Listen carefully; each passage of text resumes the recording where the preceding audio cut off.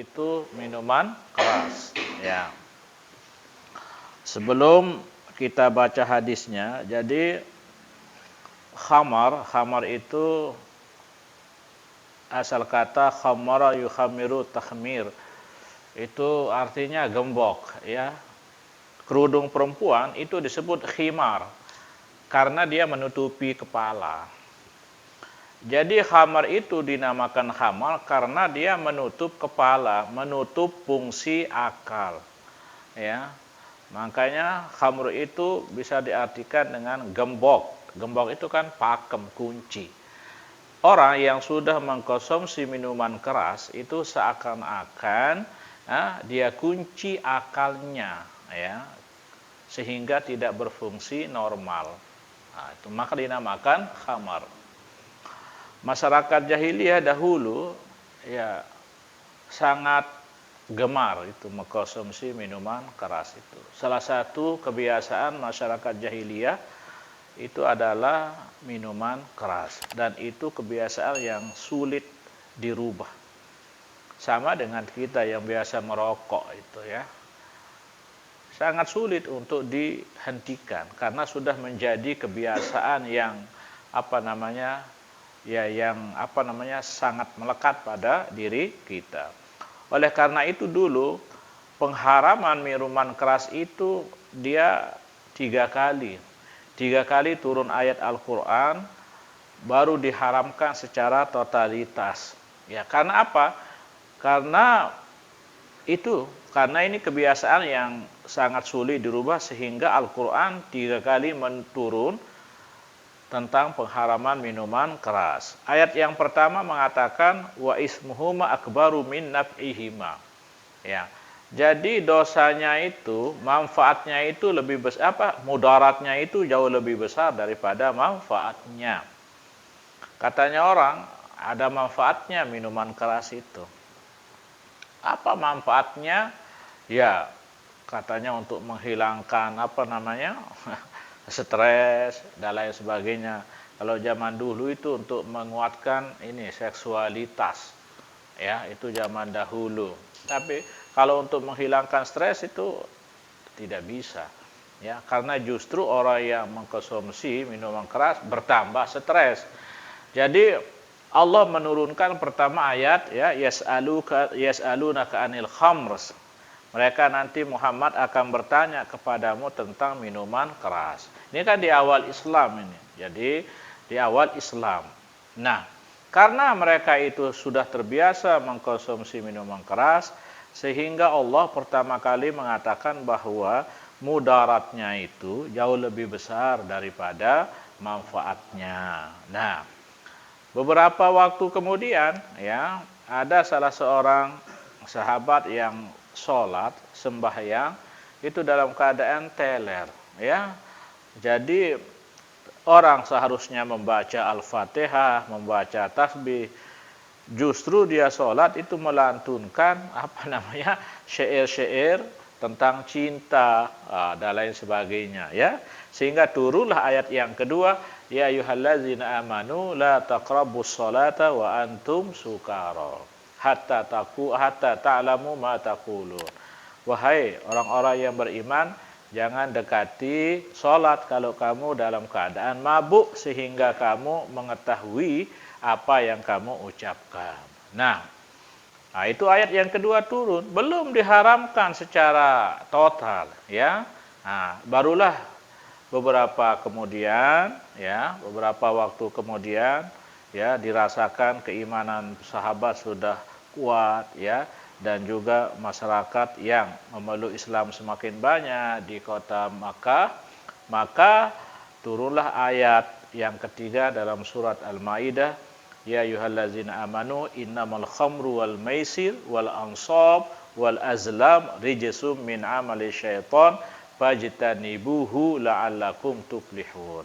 Nah, inilah ayat yang turun tentang pengharaman minuman keras. Wahai orang-orang yang beriman, sesungguhnya khamar, berjudi, ya, mengundi nasi, berkorban untuk berhala, itu semuanya perbuatan kotor, najis dari syaitan. Maka jauhi agar kalian selamat, ya, beruntung. Nah, ini dia. Nah, ini ayat, ya, yang terakhir turun, barulah diharamkan minuman keras sampai dengan hari kiamat. Tidak boleh lagi umat Islam itu mengkonsumsi minuman keras yang disebut dengan khamr. Hadis Nabi mengatakan kullu muskirin khamr. Semua yang memabukkan itu disebut khamar. Wa kullu khamrin haram. Dan semua khamar itu hukumnya haram. Apapun yang memabukkan, terserah namanya apa saja, whisky ke, bir ke, kalau dia memabukkan, dalam bahasa agama disebut khamar. Dan khamar hukumnya haram. Sedikit ataupun banyak itu tetap haram. Ya, bagi orang yang baru misalnya mencoba, mungkin satu teguk itu dia sudah mabuk. Tapi kalau orang yang sudah terbiasa, misalkan minum satu botol, dua botol, mungkin belum mabuk dia. Nah, jadi itu maka Nabi mengatakan qaliluhu wa kasiruhu haram. Sedikit ataupun banyak, kalau memang itu jenisnya khamar, maka hukumnya haram.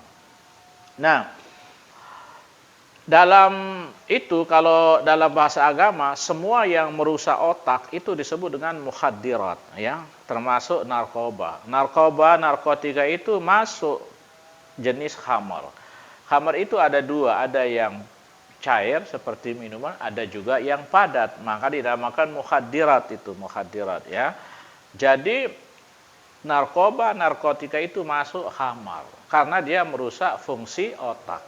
Sama-sama merusak fungsi otak sehingga tidak berfungsi, ya, dengan normal, dengan baik. Makanya kan banyak itu kasus kecelakaan, ya. Orang lagi teler itu, ya, nyetir, ya, dia nabrak. Karena dia ini tidak konsentrasi, jadi akalnya sudah terganggu, tidak berfungsi dengan normal akibat pengaruh minuman keras. Karena minuman keras termasuk juga narkoba, itu semua jenisnya itu masuk, itu merusak fungsi otak, merusak fungsi ginjal, paru-paru, dan lain sebagainya. Ya, jadi dia padat seperti segala bentuk pil-pil itu masuk kelompok khamar. Jadi semuanya haram sama. Salam. Jadi khamar ada yang padat, ya, ada juga yang cair seperti minuman. Nah, sekarang kita ini, dan dulu minuman keras itu kan terbuat dari perasan air anggur. Kalau zaman dahulu itu anggur itu diperas airnya, diproses sehingga menjadi minuman keras. Tapi kalau sekarang ini, ya, tentu bukan hanya dari anggur, semua itu bisa dibuat, ya, semua perasan buah, ya, itu bisa dibuat menjadi minuman keras, ya, karena ya teknologi sudah maju, ya, kepintaran manusia juga sudah maju, jadi ya bukan hanya dari anggur, bahkan semua buah bisa diperas dan dijadikan sebagai minuman keras. Nah, jadi seperti saya jelaskan tadi bahwa minuman keras itu diharamkan oleh Allah, ya, dalam surat Al-Maidah. Jelas dia itu dan dihitung najis, rijesun, ya kan? Najis, kotor, itu minuman keras. Ya, namanya mukhaddirat. Ya, mukhaddirat itu ya yang ini yang ya yang membuat orang tidak istilahnya itu? Ya, tidak terkendali, ya, terus ngomongnya ngawur dan lain sebagainya. Itu malah disebut dengan khamar. Jadi dinamakan khamar karena dia menutup fungsi akal, fungsi otak. Itu maka disebut dengan khamar. Nah, itu. Ya, jadi dia padat seperti bentuk-bentuk pil yang sekarang kita tahu itu, ya, sabu, kokain, ganja, semuanya masuk. Nah, dan itu haram dikonsumsi oleh umat Islam dan dia adalah najis. Nah, ini dulu, ya, dulu khamar itu bisa dibuat cuka. Cuka itu kan boleh, ya. Cuka itu kan yang di bakso berwarna putih itu. Nah, ini ada, kita baca hadisnya. An Anas bin Malik radhiyallahu anhu qala su'ila Rasulullah anil khamri tutakhazu khalla. Su'ila Rasulullah, ditanya Rasul tentang khamar yang dijadikan cuka. Nah, ya. Tutakhazu khalla, dijadikan cuka. Ini ada minuman keras ya, dibeli misalkan. Nah, lalu dia ini minuman keras, botol minuman keras. Nah, diproses sehingga ia menjadi cuka. Nah, itu. Apa jawab Nabi? Faqala la, oh tidak. Nah, jadi kalau ada khamar yang diproses sehingga ia menjadi cuka, dan cuka itu halal menurut agama kalau cuka ya. Nah, sekarang ini ada khamar dijadikan cuka. Nah, itu tidak boleh. Haram. Tetapi kalau minuman keras itu berubah dengan sendirinya tanpa campur tangan manusia, itu halal jadinya. Cuka itu. Ya. Terus ada minuman keras, misalnya tidak ada yang beli misalnya. Di tanah emet tuh, dinara dengan beli. Kok dan dia dibiarkan saja, memang sudah ada di dalam botol, nah, lalu jadi secara sendirinya, tidak ada campur tangan manusia, menjadi cuka, itu halal dia. Tapi kalau diproses, misalkan dicampurkan lagi dengan sesuatu benda yang lain, ya, materi yang lain sehingga ia menjadi cuka, itu yang tidak boleh. Itu ya. Jadi su'ila Rasulullah anil khamri, Rasulullah ditanya tentang khamar, tutakhazu khalla, yang dijadikan cuka. Faqala la, oh tidak, berarti tidak boleh. Nah, jadi tidak boleh menjadikan khamar itu menjadi cuka, dan dia tidak menjadi suci dengan sebab dijadikan cuka itu. Ya, jadi tetap hukumnya najis walaupun dijadikan cuka kalau diproses itu ya. Nah, itu pendapat Imam Syafi'i, Imam Ahmad. Jadi walaupun dia menjadi cuka, kalau memang ada proses yang dilakukan oleh manusia, ada campur tangan manusia, maka ia tetap dihitung najis. Itu ya. Nah, tetapi ya, ijma'ul a'immah ala annal khamra izan taqalat binafsiha khallan tahura. Ijma' para imam, para ulama, kalau khamar itu berpindah dengan sendirinya menjadi cuka, ia menjadi suci dan boleh. Itu ya. Tuh. Itu dia cuka. Ya. Jadi bisa dipaham ya? Jadi khamar itu haram hukumnya. Minuman keras itu haram hukumnya. Apapun namanya, apapun jenisnya. Jadi sudah ada kaidah dalam hadis Nabi, kullu muskirin khamrun.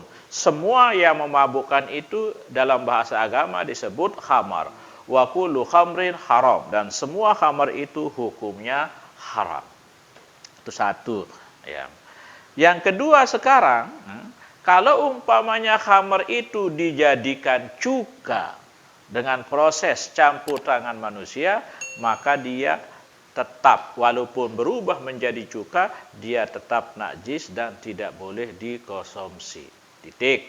Nah, apabila minuman keras itu berubah dengan sendirinya menjadi cuka tanpa ada campur tangan manusia, maka menurut sebagian a'imah, katanya para imam, itu ia menjadi suci dan boleh dikonsumsi. Ya.